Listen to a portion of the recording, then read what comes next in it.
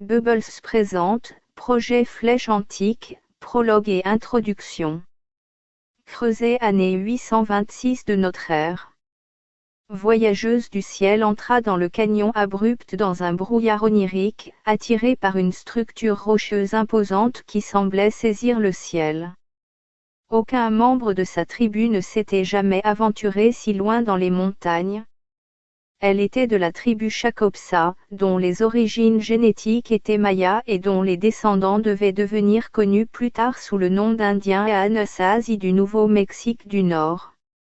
Son corps maigre, à la peau bronzée portait les tatouages rituels la désignant comme leader des connaisseurs du soi.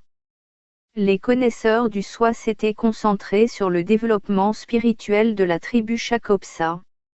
Ils avaient créé les divers rituels, les rites de passage, les chambres de méditation ou kives et étaient responsables de la conservation des annales de la tribu en ce qui concerne ses origines, son histoire et son système de croyances.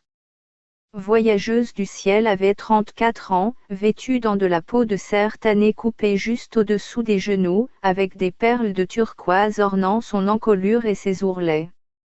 Sur son cœur il y avait une empreinte à l'encre de sa main droite dans de l'encre bleu-violette, avec de minuscules perles blanches attachées, représentant un ciel étoilé en référence à son nom. Ses cheveux raides et noirs tombaient au-dessous de ses épaules jusqu'au bas de son dos, tenu en place par un bandeau fait de fourrure de lapin. Son jeune visage arborait les yeux d'un aîné à la grande sagesse. Elle continua sa descente volontaire dans le canyon où, sortant des ombres profondes, une imposante structure rocheuse, semblable à une aiguille tordue dans le ciel bleu pâle comme un doigt impertinent trempé dans de la peinture rouge, semblait indiquer les étoiles invisibles. Cela avait attiré son attention le jour précédent. Comme elle marchait vers la tour de grès rouge, un flash de lumière l'inquiéta. Le soleil avait juste atteint l'arête du canyon et avait provoqué un reflet trompeur sur un objet à seulement 20 pieds à côté d'elle. Elle eut soudainement l'impression d'avoir transgressé une loi.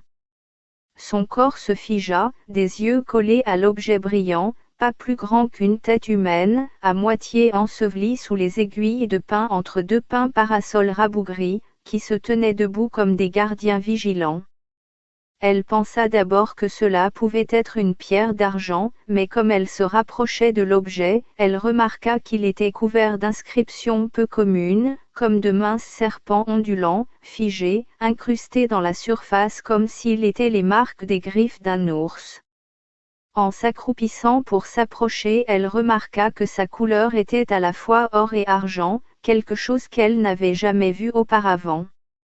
Elle se pencha plus près de sa surface brillante. C'était un objet artificiel. Elle était certaine de cela. Il ne provenait pas de la nature et il n'était pas de sa tribu. Intriguée et ravie par sa couleur peu commune, elle le regarda fixement pendant plusieurs minutes essayant de savoir si elle devait s'en approcher, et comment. Si c'était quelque chose de surnaturel, c'était son devoir d'en faire prendre conscience à son peuple. Si c'était une menace, c'était sa tâche de l'éliminer de leur terre. Comme un chaman dans sa patrie ancestrale, elle se devait d'être curieuse, et même forte. Voyageuse du ciel éleva la main au-dessus de l'objet comme si elle le bénissait. Ses lèvres minces récitèrent un antique verset de son peuple, « Tu es connu de moi dans le grand mystère. Je suis honoré de ta présence. » Sa main commença à trembler puis son corps frissonna pendant qu'un courant d'électricité coulait à travers elle comme un raz-de-marée. Sa main était attirée vers l'objet et l'étreignit involontairement comme si c'était un aimant puissant. Ses doigts, se serrant dans un réflexe irrépressible, saisirent l'objet et l'amenèrent à sa poitrine, le berçant comme si c'était un bébé. Son corps entier vibra de manière incontrôlée pendant qu'elle tenait l'objet. Tout ce qu'elle savait, chaque expérience qu'elle avait dû retenir, avait été expurgée. Son esprit se vida comme un sac de papillons lâché dans le vent et elle se sentit complètement libérée de son passé et de son futur. Il n'y avait plus que l'immensité passagère du maintenant. Les minutes passèrent pendant qu'elle tenait l'objet sur sa poitrine, complètement inconsciente de ses actes. Elle prit progressivement conscience du poids qu'elle tenait. C'était lourd, à peu près du poids d'un jeune enfant, malgré sa petite taille. Avec effort, elle le riposta sur le sol. Pendant qu'elle le faisait, il commença à vibrer presque imperceptiblement. Les lignes distinctes de la surface de l'objet commencèrent à s'effacer. Voyageur du ciel se frotta les yeux incrédules de ce avait vu. Son visage montrait un mélange de confusion qui présageait la crainte, mais elle ne pouvait pas bouger. Tout devint onirique et elle ressentit qu'elle avait été projetée dans de la brume, dans le grand mystère de ses ancêtres. La lumière du canyon miroitait et pulsait dans le rythme impeccable d'un danseur hypnotique. Devant elle se tenaient trois grands hommes à l'air étrange mais magnifique. Leurs yeux, qui variaient dans les bleus, les verts et le violet, étaient sereins et pourtant radieux. Leurs longues barbes de poils blancs et purs touchaient leur poitrine. Ils étaient parés de robes couleur vert émeraude qui étaient étrangement transparentes et ils étaient debout devant elle comme des arbres majestueux. Elle ne ressentait aucune crainte parce qu'elle savait qu'elle n'avait qu'une attitude d'action possible. La reddition. Nous sommes ton avenir, et non seulement ton passé comme tu le crois maintenant, dit un des êtres du milieu. Elle inclina la tête, essayant de montrer qu'elle les avait compris, mais son corps était quelque part ailleurs, dans quelque autre monde qu'elle oublia rapidement.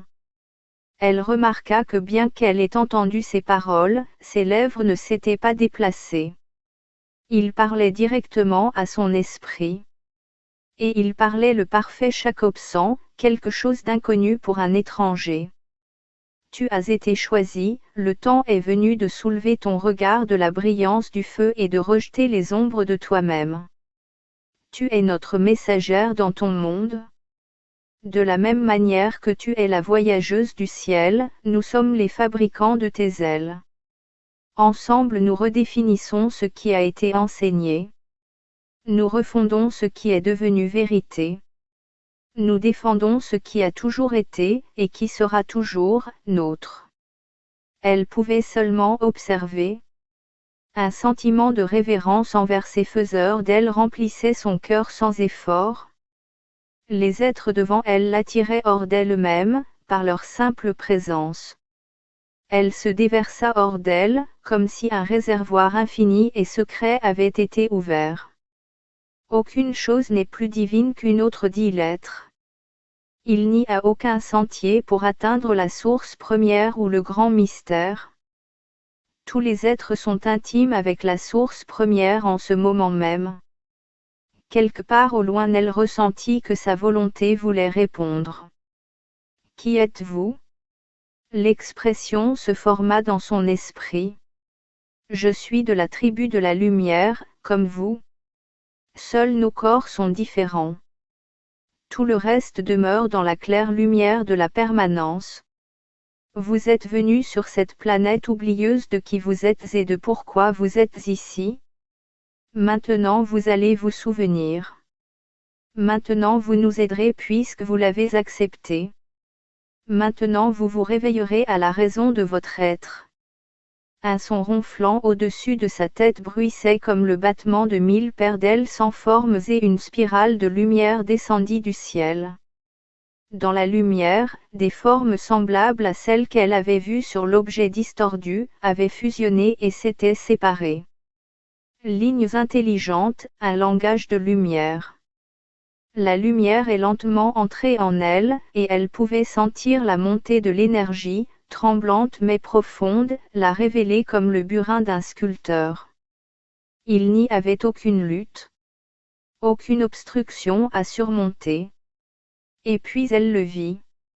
Une cacophonie d'images sortirent d'elle et révélèrent son avenir. Elle était l'un d'entre eux, les fabricants de cet objet. Elle n'était pas Jacobson, c'était un masque qu'elle portait, mais sa vraie origine était des étoiles. D'un endroit tellement loin d'ici que sa lumière ne toucherait jamais vraiment de terre. Quand elle revint, sa vision commença rapidement à s'évaporer, comme si son esprit était une passoire qui ne pouvait pas retenir les images de son avenir. Elle prit l'objet, le caressant de la main, sachant qu'elle était son gardien, consciente qu'il la mènerait à quelque chose qui n'était pas encore prêt à être découvert. Mais elle savait que son temps viendrait. Un temps où elle porterait un masque différent, le masque d'une femme aux cheveux roux et à la peau curieusement blanche. C'était l'image finale qui s'éloigna. Introduction. En 1940, plusieurs découvertes d'ovnis crachés justifièrent un budget spécial du gouvernement pour établir une nouvelle organisation dans les services ultra-secrets du gouvernement, le laboratoire des projets spéciaux responsable de la mise en sûreté, de la protection et de l'analyse des technologies trouvées dans des vaisseaux spatiaux extraterrestres. Il avait l'honneur douteux d'être le plus secret de tous les laboratoires de recherche du gouvernement américain.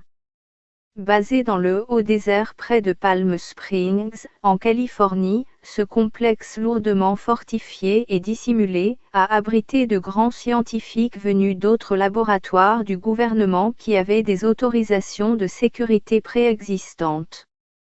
L'impératif et comme on l'appelait dans les années 50, était considéré être d'une énorme importance pour la sécurité nationale des États-Unis et, en fait, pour la planète entière.